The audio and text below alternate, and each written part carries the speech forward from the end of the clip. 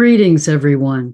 I want to talk today about the precessional cycle, this 24,000-year cycle that we move through as we experience the different ages that are related to the constellations of the zodiac. This cycle is so powerful and profound in terms of how it shapes the lens through which we perceive our reality, how it shapes the cultural paradigms during that period of 2,000 years that we're in a particular age. I want to talk about this cycle and how we're now at such a critical point in that 24,000-year cycle as we're at the beginning of a new cycle and shifting into the age of Aquarius. But I think it's helpful to have the context of the larger cycle to really understand this profound time of transformation that we're in as we move into this new age. So let me show you some slides and share more about this cycle. So we on the Earth and our solar system moves through this 24,000-year precessional cycle. This was the topic of my first book, Finding Our Center: Wisdom from the Stars and Planets in Times of Change, because I was fascinated by how, as we move from one age to the next, it shifts our mythology, the lens through which we perceive reality. It affects our cultural paradigms, historical shifts, as well as earth changes. This precessional cycle is how we on the earth plane experience the fixed stars in the sky seeming to shift and move 1 degree every 72 years, such that across about a 2,000-year period, the stars that we might track rising just before sunrise at the time of spring equinox will shift from one constellation of the zodiac to the next, going counterclockwise through the constellations of the zodiac.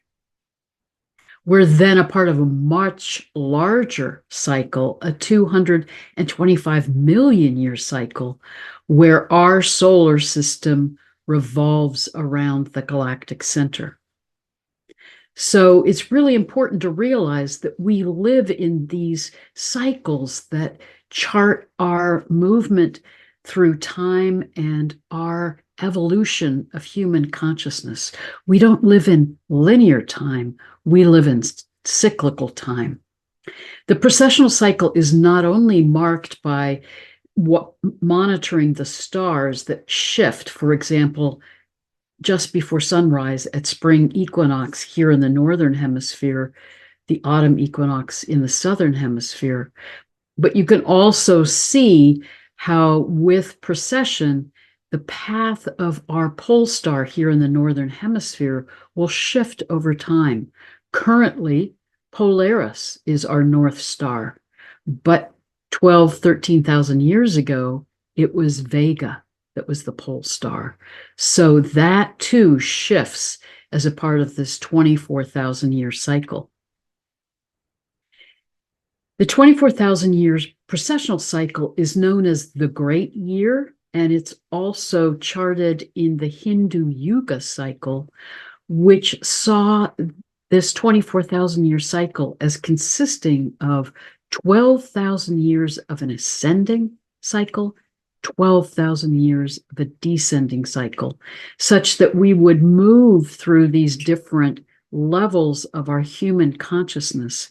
And from that perspective, we are now emerging from what is known as the Kali Yuga, this last 5,000-year period that they describe as a time of forgetting, when we lose connection to the wisdom we once knew and get caught in a dark time as humanity. The theories about why or how we move through this precessional cycle vary. The traditional theory is that it relates to the effect of the tilt in our Earth axis, and therefore our perspective of the sky as we revolve through the solar system.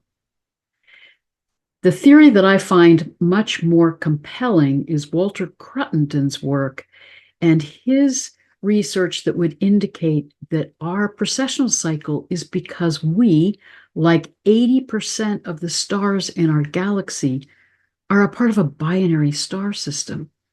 And his research would indicate that that binary star that our sun orbits with is the star Sirius, the brightest star in our sky. And this means that we are in this figure 8 looping orbit with our binary star, and that shifts our perspective of the sky. And it also makes sense to me that it may relate to the fact that as we move further from our binary star, we descend in our consciousness. As we come closer to our binary star, we begin to remember what we had forgotten and come back into higher consciousness. But this is a cycle that we go through on this ongoing basis. And I actually think it's a spiral, a cycle of spiraling consciousness as we move through this precessional cycle. Ancient cultures around the globe tracked this precessional cycle and were aware of our movement through these larger cycles of time. We see the associations with the precessional cycle in monuments in ancient Egypt and in different ancient cultures around the world.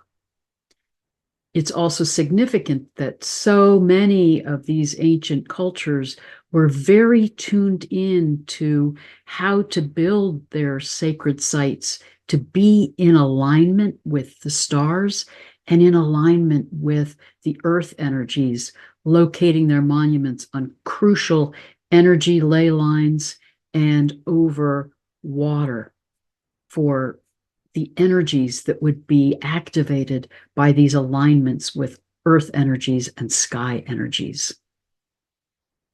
Here's a site in ancient Peru that dates back about 12,000 years. This is Pisac, and it was built to mirror the stars of the Pleiades. Göbekli Tepe in Turkey is one of our most ancient known sites, built again 12 to 13,000 years ago, and it was built to be in alignment with the constellation Cygnus and also is encoded with information about our precessional cycle.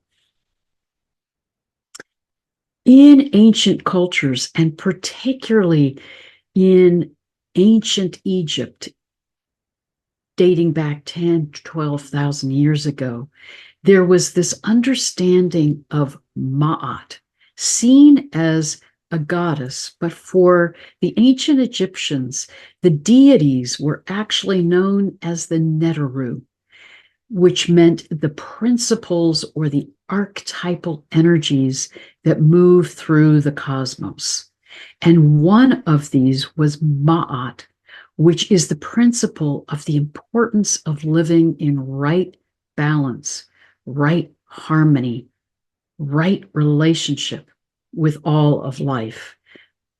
To live in Ma'at, by Ma'at, with Ma'at, meant honoring the sacred waters, honoring the plants and animals, living in harmony with other people. It meant being in right balance with the energies of the earth and the cosmos.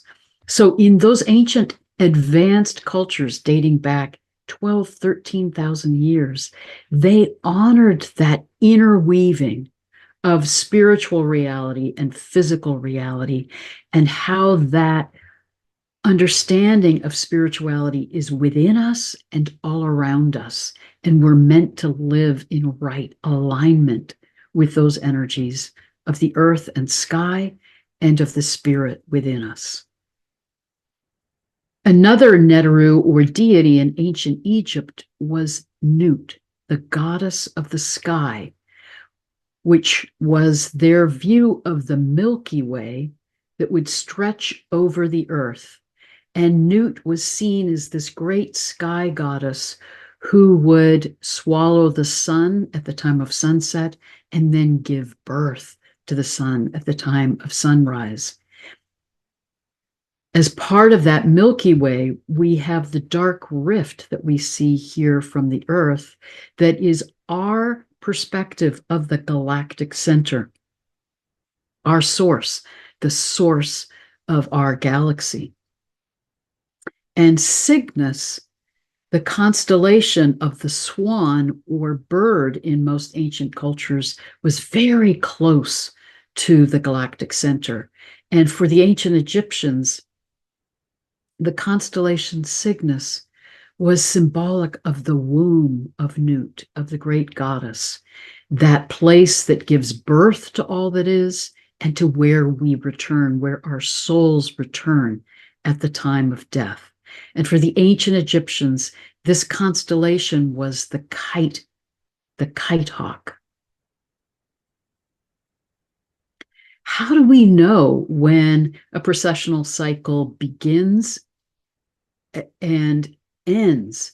And for the ancient cultures, they realized that when the sun aligns with the galactic equator here in the northern hemisphere at the time of the winter solstice, in the southern hemisphere summer solstice, when it comes into that powerful alignment, it is the ending of one cycle and the beginning of a new one. This is what occurred winter solstice 2012 and why that was seen as such a profound time. In ancient Egypt, they honored these cycles, and I think it's very significant that the Sphinx was most likely built at 10,000 BCE. Robert Schoch's work and others indicate that that is most likely the true accurate age of the Sphinx, and that it was originally built as a lioness facing exactly due east at the time of the beginning of the age of Leo, when the stars of Leo were rising just before sunrise at the time of the spring equinox. So the lioness facing the lion, to again align our energies on earth with the energies of the sky, of the cosmos, to be in that right balance and right harmony. I think it's also significant that there is an enormous amount of evidence in mythology and legends from around the globe that there was a cataclysmic crisis 12 to 13,000 years ago called the Younger Dryas period, where it's most likely, increasing scientific research would indicate that there were comets that struck the Earth at that time. There's also the possibility that there was a major solar flare, but it activated a pole shift and a profound time of cataclysm on the Earth, with massive flooding, earthquakes, volcanic activity that led to a mass extinction of most of humanity and the animal and plant species. Again, legends and stories from around the globe speak of this great flood, this cataclysmic time. And Hamlet's Mill is an amazing book by two scholars who track those ancient stories and myths and have come to the awareness that most of the ancient myths and legends from around the globe encoded this kind of information about the precessional cycle, about these earth shifts and astronomical cycles in their stories. And as we begin to be aware of that again, we understand at a deeper level the meaning of these stories from ancient cultures. But I think it's significant in particular that these stories speak of a cataclysmic time 12,000 years ago. And the ancient cultures seem to have this awareness that as we shift from one age to the next in the precessional cycle, we experience not only shifts in our human consciousness and our cultural paradigms, but earth changes. And of particular significance is that at the midpoint in the precessional cycle and the ending of a cycle and beginning of a new one seem to be the times that trigger the most significant times of cultural shifts and earth changes. And the last time was at the age of Leo. We are now in that time frame as we move into the age of Aquarius. There are also indications that at the quarter mark, there were also significant earth changes, but not as significant or dramatic as would tend to occur when our solar system at the midpoint of the precessional cycle and beginning of a new one, every 12,000 years, our solar system is moving through this part of the sky known as the galactic sheet or the photon belt, where we experience increasing solar and cosmic energies that activate these profound shifts in human consciousness and these significant earth changes. It's interesting that our modern understanding of history would say that modern civilization started approximately 5,000 to 6,000 years ago, and that we are now at this pinnacle of our advancement as humanity. Whereas these ancient cultures and the wisdom of the Hindu Yuga cycle remind us that no, in fact, these last 5,000 years have been a time of descending consciousness, of forgetting much of the wisdom that we once knew. And from my experience of exploring these ancient sacred sites around the globe, it's clear that cultures dating back 12, 13,000 years and older, but we don't have a lot of clarity about that because of the mass cataclysm 12 to 13,000 years ago.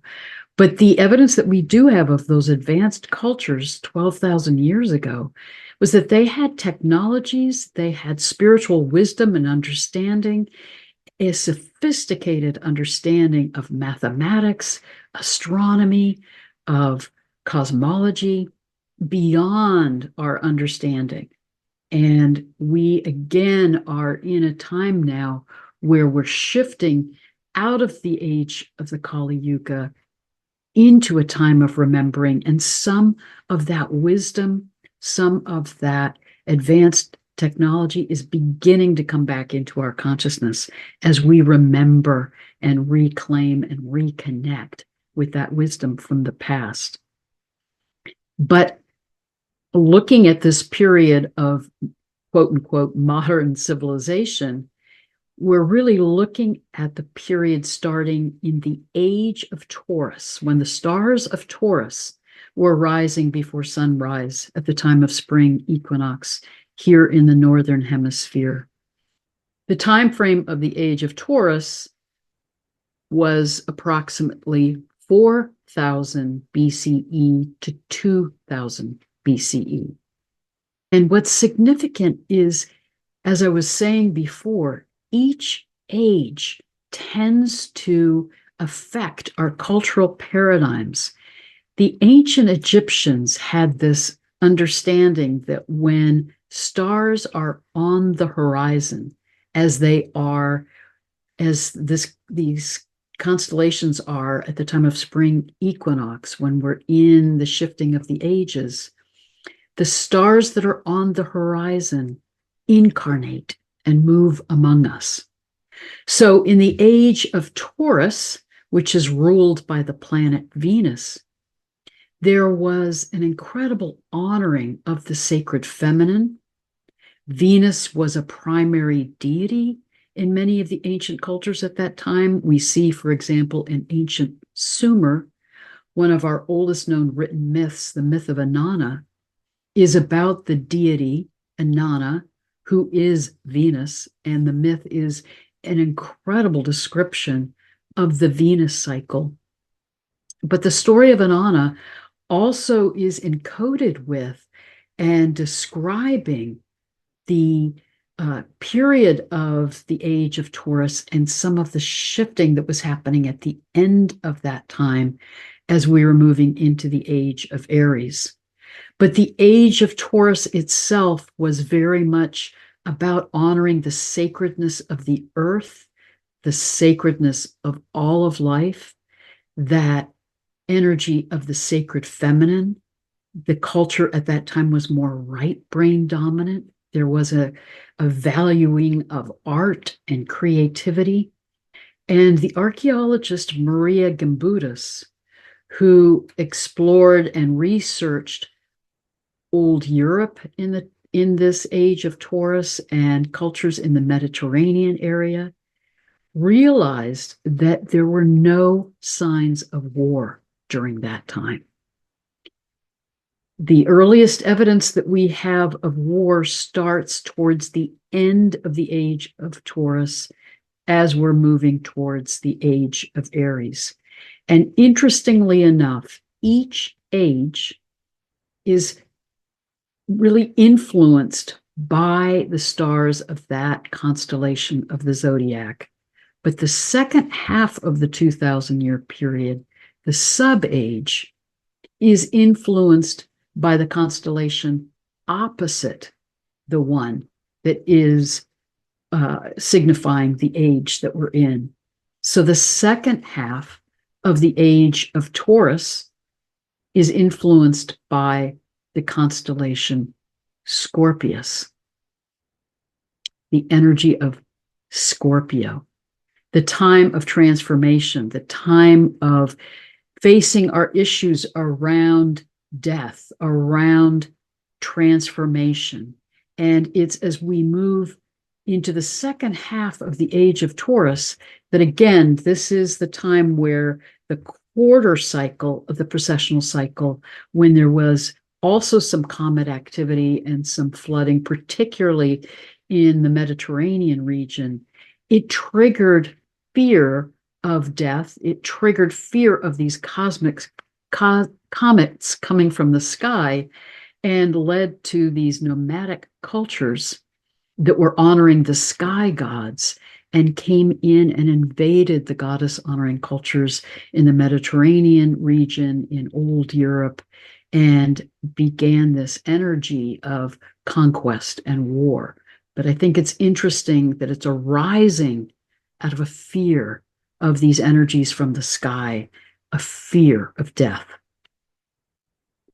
Now, as we move into the age of Aries, approximately 2000 BCE to 0 of the current era, we see this shift in the cultural paradigms from an honoring of the sacred feminine to now an honoring of the sacred masculine.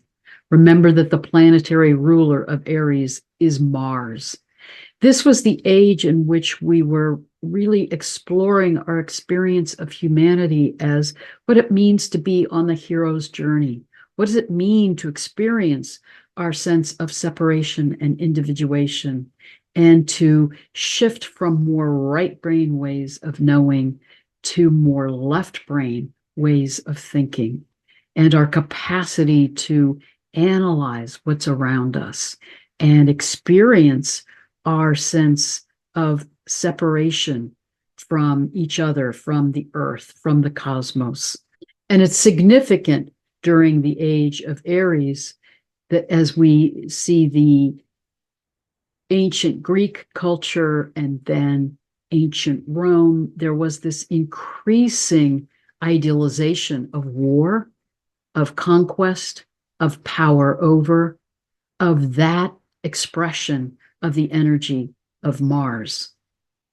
However, as we move into the second half of the age of Aries, the sub-age of Libra We were meant to bring that exploration of our separation and individuation back into relationship. The hero's journey is about that experience of exploring my sense of self to bring the gifts of that exploration and journey back into community, back into connection, to be in service to others. So that sub-age of Libra was calling us back into connection with each other and into right harmony with the energies of the earth and sky, into right relationship with each other. But sadly, we experienced and explored some of the shadow aspects of Aries, particularly that energy of war, of patriarchy, of power over, of conquest and control, and did not integrate the balancing energies of the sub-age of Libra. And that then carried over into the age of Pisces. And the spiritual teachers at the beginning of this age of Pisces, Christ, Buddha, were trying to remind us that we are spiritual beings having an earthly embodied experience. The age of Pisces is about that reminder of our being a part of the oneness of all that is, to bring us back into connection with that mystical wisdom and knowing that we are but expressions of cosmic consciousness, but we are interconnected and a part of the oneness of all that is. And the constellation of Pisces, the two fish, is the one fish swimming along the ecliptic, the other swimming up into the sky, into the heavens, woven together at the sacred knot, to indicate our earthly experience is meant to be integrated with our spiritual knowing and understanding.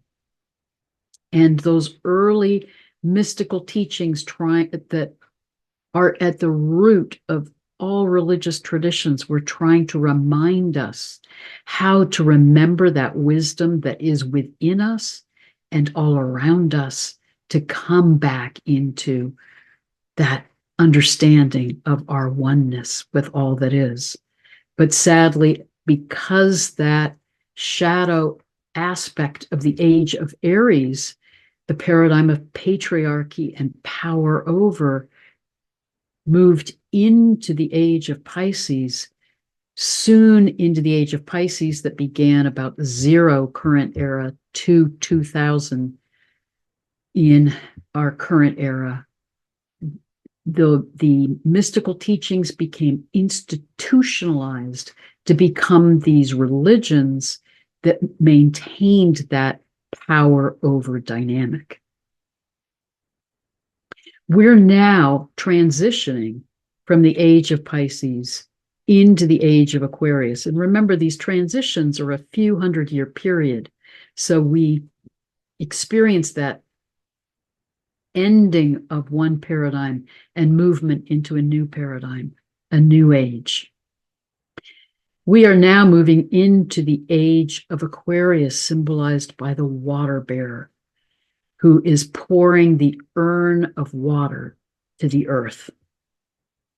And this constellation throughout ancient cultures was seen as the healer, the water bearer, giving us the waters, the living waters of life and the living energies of wisdom that come to us from the cosmos. And Aquarius, the constellation, is above the constellation Piscis, which is the fish with the royal star Fomalhaut here in the eye of the fish. And this is the fish absorbing and drinking of the waters of wisdom coming from Aquarius. Both the constellation Aquarius and Pisces are in the part of the sky known as the waters.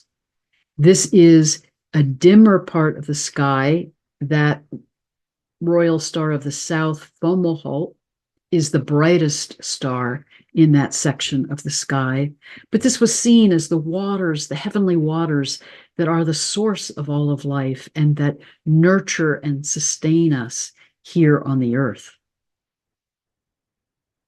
We know that we're moving into the age of Aquarius because as we experience here in the Northern Hemisphere, the time of spring equinox, you can see that as we are at the time of sunrise, the stars that are rising before the sun are these stars of Aquarius. The symbol of Aquarius is our oldest known symbolic motif, dating back at least 40,000 years to Paleolithic times. And this symbol, often carved into pottery, was seen as a symbol for the waters of life, the sacred waters that nurture us. And we are, from a molecular level, 99% water as humans, and every life form is composed primarily of water. And the ancient cultures honored the sacred waters and knew that these are not only the waters that nurture us and sustain us, but they are the sacred waters within us. In ancient Egypt, the hieroglyph for water were these 3 zigzag lines. And I do believe it's symbolic of their honoring of the heavenly waters, and then the sweet waters of the earth, the primordial waters, and then the salt waters of the sea. But you see with this symbol, it is creating this zigzag with these lines that mirror each other. It's this intrinsic understanding of that hermetic principle. As it is above, so it is below. As it is outside of us, so it is within us. As it is within us, so it is outside of us. This is the ancient understanding that the energies of the earth mirror the energies in the sky, and that we're meant to be in right balance, right harmony with these energies of the earth and sky. So a theme of the age of Aquarius is, how do we again honor the sacred waters, the heavenly waters, the earthly waters, the waters within us, and how do we return to coming back into balance, into harmony? So this age of Aquarius is occurring as we're exiting this 5,000-year period of the Kali Yuga, the time of darkness, the time of forgetting, when we as humanity get caught more in disorder and chaos. And we're now in a time, as we move into the age of Aquarius, where we're called to awaken, to remember that wisdom that we have forgotten, to drink of the living waters and wisdom of the water bearer of Aquarius to guide us back into wholeness, into balance, into remembering how to live in right relationship with each other and the energies of the earth and sky. In ancient Egypt, this honoring of Sirius, which is our binary star, as well as the constellation Orion, was very important to them. Sirius was seen as the deity, or Neteru, Isis, the great mother, the source of all that is. She was seen as the one who holds us in that cycle of life, death, rebirth, not only individually, but collectively, because she is the one guiding us as we move through this precessional cycle. And the Egyptians had this story of Isis and Osiris, Osiris being seen as Orion in the sky near the star Sirius, and the story of Isis and Osiris that dates back at least to 3000 BCE is the story about these great benevolent rulers holding that balance of the sacred masculine and the sacred feminine, ruling over the land and staying in and helping the culture stay in that alignment with the energy of the earth and of the stars, and in alignment with being in right harmony, right balance with the energies of the life around us. But in the story of Isis and Osiris, Osiris's brother Set, who was the deity symbolic of time, of chaos, of disorder, he longed to have the power and position that Osiris had. So he schemed and contemplated how he could kill Osiris to usurp his power and his prestige and position. So he created this box, and with 72 co-conspirators, and I think that's very significant, the number 72 that is symbolic of the precessional cycle, in that we see the shift in the sky 1 degree every 72 years.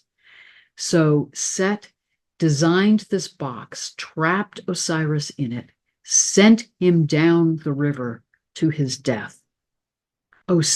Isis, feeling such grief to have lost her partner Osiris, searched high and low and far and wide until she found the box, brought it back, and opened it up, revived Osiris by becoming a kite, a bird, and fanning her wings over him to resuscitate and revive him, and then be impregnated with him to give birth to their child, Horus. Meanwhile, Set, again symbolic of time, disorder, how we get out of harmony, out of balance with the energies of the earth and sky, he was furious that Isis had found and revived Osiris. He again kills Osiris, chops him up into 14 pieces, and scatters him far and wide. And Isis finds the pieces of Osiris and pieces him back together again, but is only able to find 13 of the 14 pieces. So she fashions the 14th piece out of clay, revives him, and supports him in transitioning into becoming the god of the underworld. But again, I think it's significant that in the story, we see Isis transform into the kite hawk to be reviving Osiris. And this again is symbolic of Cygnus, that constellation, the womb of the cosmos. Again, Isis is the great mother who holds us through this cycle of life, death, and rebirth, to guide us in that transition at death, to return to the womb of the great sky goddess. And she is the one that is guiding our solar system through its cycle of times of order, disorder, the times that we go through these cataclysmic crises, then are healed, revived, resurrected, restored in order to continue in our journey of evolution of consciousness. She is the one who holds us and guides us through that process. And Isis was this great mother deity in ancient Egypt that continued on into the later religious traditions, and a lot of her characteristics morphed into Mother Mary and Mary Magdalene in the Christian tradition. But she was honored in the religions of ancient Greece, ancient Rome, and her energy continued to be primary in shaping our experience of this great mother who holds us individually and collectively in our journeys and in our movement through these cycles of change and of consciousness. Sirius and Orion, Isis and Osiris were very important to the ancient Egyptians. And in fact, the star shafts in the Great Pyramid have alignments to both Sirius and Orion's belt. And the three pyramids on the Giza Plateau, actually, their placements mirror the stars of Orion's belt. And Robert Edward Grant has done amazing research on pyramids, ancient pyramids from around the globe, and has found that almost all ancient pyramids have this connection, this association to Orion's belt. And again, I think this is symbolic of how ancient cultures understood that Orion, in ancient Egypt, Osiris, symbolizes our journey as humanity here on Earth and our movement through this precessional cycle, our movement through this evolution of consciousness. It's also significant that opposite in the sky, opposite Orion, is Ophiuchus. So as every constellation in the zodiac has its partner opposite it in the sky, it's very interesting that if we add Orion as the 13th constellation in the zodiac, we need that 14th, and that is Ophiuchus, that is known in ancient cultures as the great healer, the serpent bearer. And it's interesting that the serpent is our oldest known image of the great goddess, and also is an image of ancient wisdom. It's the image of the serpent that sheds its skin to be reborn again. So it's very much associated with our understanding of this cycle of life, death, rebirth. And Ophiuchus was seen as not only the great healer, but the wise one, the spiritually enlightened one. And I think it's very significant that the constellation Ophiuchus is above the constellation Scorpius, the scorpion, symbolizing death, transformation, are going through these intense times of change and crisis. And Ophiuchus is that energy that is supporting us in healing, in moving through this process of getting beyond our fear of death to come back into spiritual wisdom, into enlightenment, into reintegrating the sacred masculine and the sacred feminine. It's also very significant that if we see Orion as these stars signifying our journey as humanity through this precessional cycle and this cycle of our conscious evolution, it's extraordinary that the ancient Egyptians realized that the constellation of Orion shifts in its position in the sky across the precessional cycle, such that when it's at its meridian, at its highest point in its annual cycle, that will shift over time.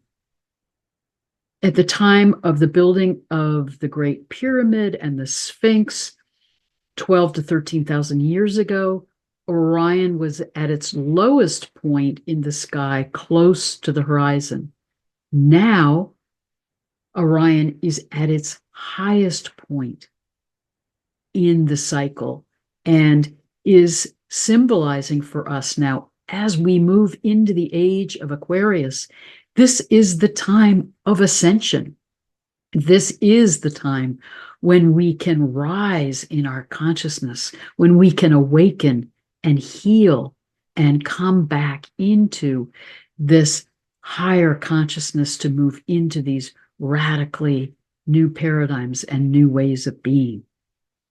So the Great Pyramid is in alignment with these stars and is reminding us how we can be in this process of awakening. And I truly believe that the Great Pyramid was a place and is continuing to be a place for spiritual initiation, for awakening, for us to move beyond our fears and our fear of death into that remembrance that we are soul selves. We are a part of infinity, here to be on the earth plane, to be embodied, to have this earthly experience.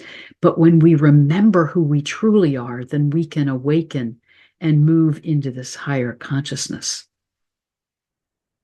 And it's extraordinary to be in the king's chamber of the Great Pyramid, the place of initiation.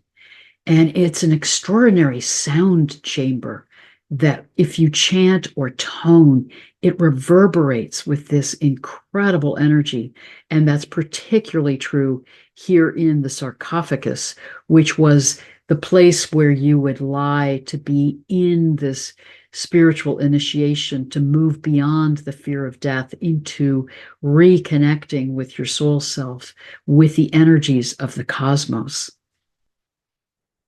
And it's remarkable that Robert Edward Grant, in collaboration with the astrologer Robert Comer, they have identified that there are now petroglyphs in the king's chamber that show the signs of the zodiac and also some of the ancient Egyptian decans that were the other constellations in association with the stars of the zodiac. But what's extraordinary is you can see the different panels in the king's chamber that relate to these different constellations. And remember that as we move through the seasonal cycle, we move through the constellations in one direction, but as we move through the precessional cycle, the great year, we move through them counterclockwise and are experiencing that larger cycle of time and shifts in consciousness. It's truly amazing that as you see where these constellations are configured in the petroglyphs on the walls, and I really encourage you to look at Robert Grant's work, and I've included some links to him below to see this extraordinary work that he is doing in discovering these petroglyphs in collaboration with Rob Comer, and who I've also interviewed and been in conversation with him about these petroglyphs. But what I think is extraordinary is the sarcophagus is here on the western wall of the king's chamber, right in front of the constellation Leo. Remember that this is the age when it's most likely that the Great Pyramid and Sphinx were built. And this is opposite Aquarius, which is now on the eastern wall of the king's chamber. And I believe this is in a powerful way signifying the importance of this Leo Aquarius axis, this time of the midpoint of the precessional cycle and the ending and beginning of a new one, that these are the times of dramatic earth changes and shifts in human consciousness. And this is encoded in the king's chamber to remind us that we are in this larger cycle, and that as we awaken now with Aquarius rising in the east, we can move into this higher consciousness and have this opportunity to not go through a cataclysmic crisis, but go through an evolutionary leap in consciousness to move into fifth dimensional frequencies and ways of being. It is a time to awaken. It is a time of a spiritual initiation and transformation, as we are now seeing the stars of Leo setting in the west at the time of spring equinox, and the stars of Aquarius rising in the east at the time of the spring equinox here in the northern hemisphere. I also find it highly significant that you enter the king's chamber. The doorway is right here in the section of the wall that's associated with the constellation Aries. And this is actually the midpoint of that 5,000-year period of the Kali Yuga, starting at the end of the age of Taurus and going through the age of Pisces. So we enter the king's chamber from that low point in the Kali Yuga, the time of forgetting. We enter into this chamber for initiation to awaken and remember and come back into that connection with our soul selves and the energies of the cosmos and of the earth and sky. So as we're honoring this movement into the age of Aquarius, the beginning of a new precessional cycle, the water bearer is pouring these sacred waters of life and wisdom to us, reminding us that, as we see in that glyph, the symbol of Aquarius, that everything mirrors everything else. Everything is interconnected.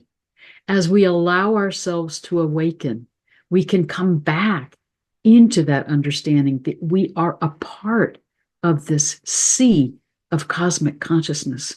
We are each a fractal expression of the consciousness of the cosmos, and the sacred waters of the earth, the heavenly waters in the sky, the sacred waters within us that we know through Veda Austin's amazing research with water, that we know that these waters hold the consciousness and memories of our journey and of our connection to the earth and sky and cosmos to support us in awakening and moving into this higher consciousness.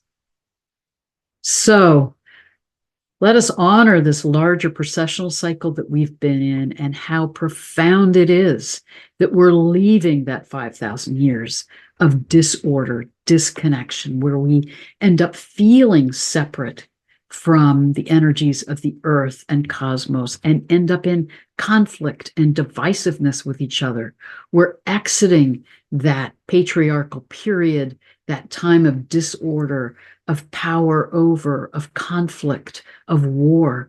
We're actually at this point where we can experience our own resurrection, ascension, movement into higher consciousness that supports us in leaving behind these paradigms of the past that are so out of balance and are so destructive. And as we claim the wisdom of the age of Aquarius to honor that energy of interconnectedness, of truth, of justice, of living in harmony, then we can radically shift into these new paradigms and into this higher consciousness, and not go through a cataclysmic crisis, but truly move into a higher consciousness and advanced understanding of technologies that can support us in being in a way that we're living in a sustainable way on the planet, in a way that we can live in collaboration, creativity, and harmony in community with each other. May we continue to support each other in this transformational time to be awakening and moving into this higher consciousness and co-creating a new world together. Blessed be.